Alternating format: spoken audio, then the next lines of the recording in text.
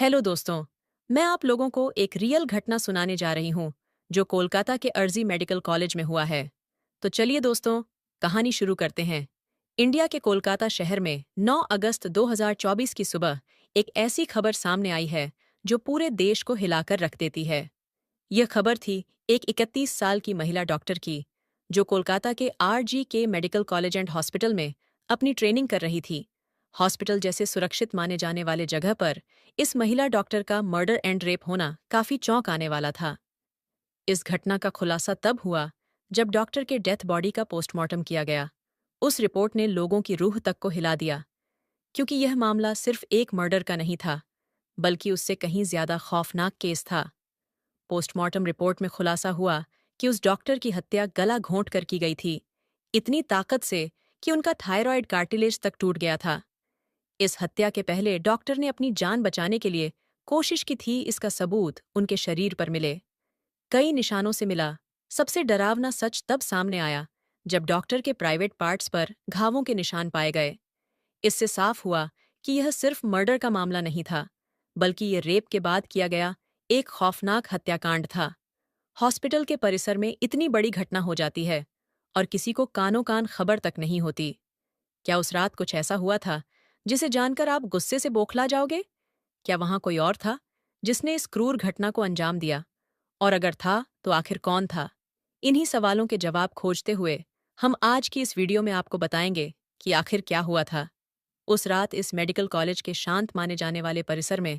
जब आपको सच का सामना होगा, तो यकीन मानिए, आपके भी रोंगटे खड़े हो जाएंगे। Guys, before starting this video, let me tell you कि मैं यहाँ पर उन फीमेल डॉक्टर को सपना नाम से रेफर करने वाली हूँ। ये उनका रियल नाम नहीं है, सो कंफ्यूज मत होना। सपना एक जूनियर डॉक्टर जो कि कोलकाता के RG Kar medical college and hospital से अपनी डॉक्टर की ट्रेनिंग ले रही थी। 8 अगस्त 2024 को, और दिन की तरह सपना अपनी नाइट शिफ्ट पर होती है और वह अपनी जॉब कर रही होती है। तभी रात के 11 बजे उन्हें अपनी माँ का फोन आता है, जैसे कि हर दिन आता था, क्योंकि पेरेंट्स को तो अपने बच्चों की चिंता हमेशा होती है। सपना की माँ उनसे पूछती है कि क्या तुमने खाना खा लिया और तबीयत वगैरह तो ठीक है तुम्हारी? जिसका जवाब सपना अपनी माँ को खुशी खुशी बोलती है कि उनकी तबीयत एकदम ठीक है और वह बस अभी कुछ पेशेंट्स को देखने जा रही है, जिसके बाद वह अपने दोस्तों के साथ बैठकर खाना खाएंगे। अपनी माँ से बात करने के बाद सपना पेशेंट्स को देखने राउंड पर निकल जाती है। सारे पेशेंट्स को देखने में और अपना काम खत्म करने में सपना को रात के 2 बज जाते हैं, जिसके बाद वह अपने दोस्तों के साथ जाकर हॉस्पिटल कैंटीन में ही बैठ जाती है, जहां मिलकर यह लोग अपना खाना भी खाते हैं और साथ साथ थोड़ी बातें भी करते हैं। खाना खाते खाते और बात करते हुए रात के 3 बज जाते हैं और उस वक्त सपना थोड़ी थकान सी फील कर रही होती है, तो वह अपनी थकान दूर करने के लिए उस हॉस्पिटल के 4th फ्लोर में बने सेमिनार हॉल में जाकर रेस्ट करने लगती है। सपना को रेस्ट करते करते सुबह के 7:30 बज जाते हैं, पर वह तब भी उस सेमिनार हॉल से बाहर नहीं आती, जो कि काफी ज्यादा परेशान करने वाली बात थी, क्योंकि सपना कभी भी आधे घंटे से ज्यादा का ब्रेक नहीं लेती थी। हॉस्पिटल का एक वर्कर, जो कि सुबह की शिफ्ट स्टार्ट होने से पहले हॉस्पिटल के सारे रूम्स को चेक कर रहा होता है, और वह ऐसे ही सारे रूम्स को चेक करते हुए उस सेमिनार हॉल की तरफ जाता है।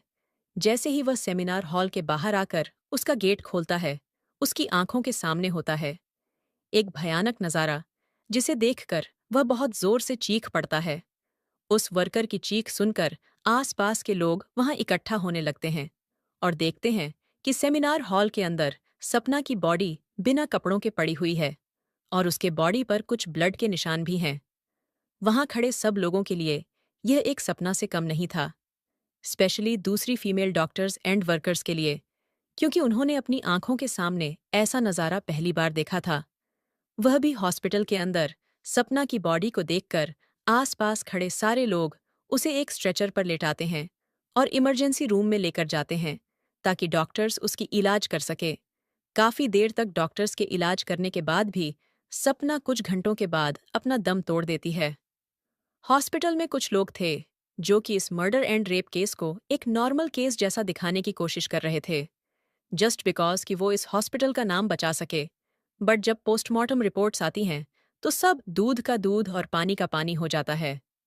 उन रिपोर्ट से साफ साफ पता चल जाता है कि सपना के साथ किसी ने जबरदस्ती गलत हरकत करने की कोशिश करी, और जब वह उस इंसान से अपने आप को बचाने लगी तो उसने उसका गला घोंट दिया और उसे बहुत बुरी तरीके से मारा भी, और फिर उसका रेप भी किया।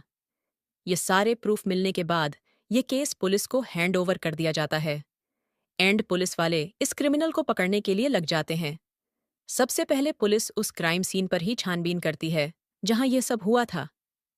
किस्मत से पुलिस वालों को वहां पर सपना के कुछ नेल्स एंड ब्लड सैंपल्स मिलते हैं, और साथ ही एक ब्लूटूथ नेक बैंड। ये केस शायद और भी जल्दी सॉल्व हो जाता अगर उस फ्लोर पर सीसीटीवी कैमरा होते तो, बट बदकिस्मती से उस सेमिनार रूम के अंदर या उसके आसपास कोई सीसीटीवी कैमरा नहीं थे।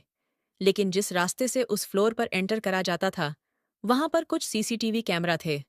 पुलिस वाले उन सीसीटीवी कैमरा में सुबह के 3 बजे से 8 बजे के बीच की रिकॉर्डिंग चेक करते हैं कि इतने टाइम के बीच कितने लोग उस फ्लोर पर आए और गए थे। उन सीसीटीवी फुटेजेस को चेक करने के बाद ये पता चलता है कि टोटल 6 लोग इस फ्लोर पर आए और गए थे। ये पता लगने के बाद पुलिस वाले एक एक करके उन 6 लोगों को पूछताछ के लिए बुलाते हैं कि वो लोग वहां पर उस टाइम क्या कर रहे थे, और उन लोगों को इस बीच यहाँ कुछ भी अजीब दिखा कि नहीं। उन लोगों से पूछताछ के दौरान पुलिस वाले उनके फ़ोन का ब्लूटूथ भी ऑन करके चेक करते हैं कि जो ब्लूटूथ हेडसेट उन्हें मिला था वो उनमें से किसका था। क्योंकि आपको पता होगा ही कि एक बार अगर आप किसी ब्लूटूथ डिवाइस से अपना फ़ोन पेयर करते हो तो अगली बार वह उससे ईजिली कनेक्ट हो जाता है। और फाइनली पुलिस वालों की यह ट्रिक काम भी आती है, क्योंकि यह ब्लूटूथ नेक बैंड उन 6 लोगों में से एक आदमी के फ़ोन से कनेक्ट हो जाता है जिसका नाम था संजय रॉय, जो कि एक सिविल वॉलंटरी वॉलंटियर्स के अंडर काम करता था और उनकी हेल्प करता था छोटे मोटे कामों को मैनेज करने में। लाइक आपने बहुत सारे फेस्टिवल्स, अनऑथराइज्ड पार्किंग या भीड़भाड़ वाले एरिया में देखा होगा कि कुछ ब्लू कलर की यूनिफॉर्म्स पहनकर ऑफिसर्स खड़े रहते हैं जिनका काम होता है कि विदाउट एनी रीजन कहीं पर भी ज्यादा क्राउड इकट्ठा ना हो। तो अब पुलिस वालों को अपना पहला कातिल मिल चुका था, जिसके बाद वह संजय रॉय से और गुस्से से पेश आने लगते हैं। बट संजय पुलिस वालों की किसी बात का भी जवाब नहीं दे रहा होता, क्योंकि वह काफी ज्यादा नशे की हालत में था। उस बीच पुलिस वाले संजय का फोन भी चेक करते हैं जिसमें उन्हें भर भर के पोर्नोग्राफिक कंटेंट मिलता है, जिससे उनका शक यकीन में बदल चुका था कि संजय ही सपना के मर्डर का मैन कंपीट है। उसके बाद पुलिस वाले संजय रॉय को और ज्यादा डराने लगते हैं एंड फाइनली वह डर कर अपना गुनाह कबूल भी कर लेता है कि उसने ही सपना को मारा है और उसका रेप किया है। ये पता लगते ही कुछ पुलिस वाले और प्रूफ कलेक्ट करने संजय रॉय के घर जाते हैं, जहां पर उन्हें एक जूता मिलता है जिसके ऊपर कुछ खून जैसे ही धब्बे थे। तो पुलिस वाले उसका सैंपल कलेक्ट कर लेते हैं। थोड़ी और तलाशी लेने पर पुलिस वालों को संजय के घर के बाहर कुछ कपड़े सूखते हुए दिखते हैं, और ये वही कपड़े थे जो कि उस दिन संजय ने पहने थे, क्योंकि यह सब सीसीटीवी कैमरा में कैप्चर हो गया था, जिससे जाहिर था कि संजय ये प्रूफ मिटाने की भी कोशिश कर रहा था। लेकिन जब संजय को पूछताछ के लिए पुलिस स्टेशन में लाया गया था उस वक्त वो काफी ज्यादा नशे की हालत में था।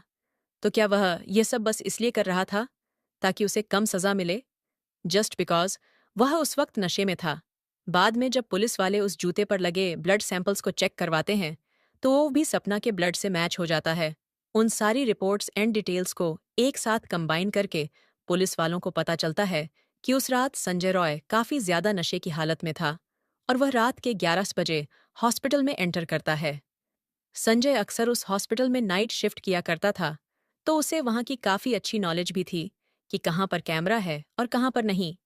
तो वह आराम से उस हॉस्पिटल के 4th फ्लोर पर जाकर बैठ जाता है, क्योंकि वह नहीं चाहता था कि कोई उसे ज्यादा नशे की हालत में देखे, वरना वह अपनी जॉब से हाथ धो सकता था। 4th फ्लोर पर जाते ही वह अपना आराम से सो जाता है। जब उसकी आंख खुलती है तब तक सुबह के 3 रोज बज चुके थे। तभी संजय की नजर सपना पर पड़ती है, जो कि रेस्ट करने सेमिनार हॉल में जा रही थी। सपना को अकेला देखकर संजय के इरादे बिगड़ने लगते हैं। वह पहले काफी देर तक उस फ्लोर के चक्कर लगाने लगता है, ये कन्फर्म करने के लिए कि कोई यहाँ पर ज्यादा आ तो नहीं रहा। जब उसे लगता है कि हाँ, उसका रास्ता साफ है, तो वह 4 बजे सेमिनार हॉल के अंदर एंटर करता है और फिर वहां से 4:45 पर बाहर आता है। इन 45 मिनट्स तक सपना के साथ उस आदमी ने क्या क्या किया होगा और वह कितने पेन से गुजरी होगी, यह सोचकर ही किसी का भी दिल सहम जाएगा। स्पेशली सपना के पेरेंट्स, जिन्होंने इतनी उम्मीद से और सैक्रिफाइस करके अपनी बच्ची को डॉक्टर बनने भेजा था। एंड सपना अपने पेरेंट्स की अकेली बेटी थी, तो उनके लिए तो ये किसी सदमे से कम नहीं होगा। लोग बोलते हैं लड़कियां छोटे कपड़े पहनती हैं, इसीलिए उसके साथ रेप होता है। लेकिन उस महिला डॉक्टर के साथ जो हादसा हुआ था, वह क्या था? वह तो अपनी ऑन ड्यूटी में थी और अपने यूनिफॉर्म में थी। उसके साथ एक ऐसा हो गया, क्यों हुआ? हम डॉक्टर्स को भगवान का दर्जा देते हैं। जब वही सेफ नहीं है, तो हम कहाँ रहेंगे? उस संजय जैसे दरिंदे इंसान को फैंसी जैसे सजा मिल जाए, तो वह तो बहुत कम होगी। मैं राय दूं दोस्तों, उस इंसान को क्या सजा मिलना चाहिए? उस दरिंदे को पिंजरे में जो शेर रहते हैं, उसके हवाले कर दो। शेर जब उसकी शरीर को नोचेगा, तब उस दरिंदे को एहसास होगा कि दर्द क्या होता है। दोस्तों, मैं यह जो राय दी हूं, यह भी बहुत कम है। उस दरिंदे को ऐसी सजा मिलनी चाहिए जो ऐसे गंदा काम करने वाले की रूह तक कांप जाए, ताकि डॉक्टर को इंसाफ मिल सके और उनके माँ बाप को भी, जिन्होंने अपनी बेटी को डॉक्टर बनाने के लिए कितने संघर्ष किए होंगे। गाइस, ये केस अभी भी क्लोज नहीं हुआ है और 23 अगस्त तक संजय राय को कस्टडी में रखा जाएगा। तो दोस्तों, यह थी दुख भरी कहानी। इस केस रिलेटेड जानकारी देखने के लिए चैनल को सब्सक्राइब करें। Thank you.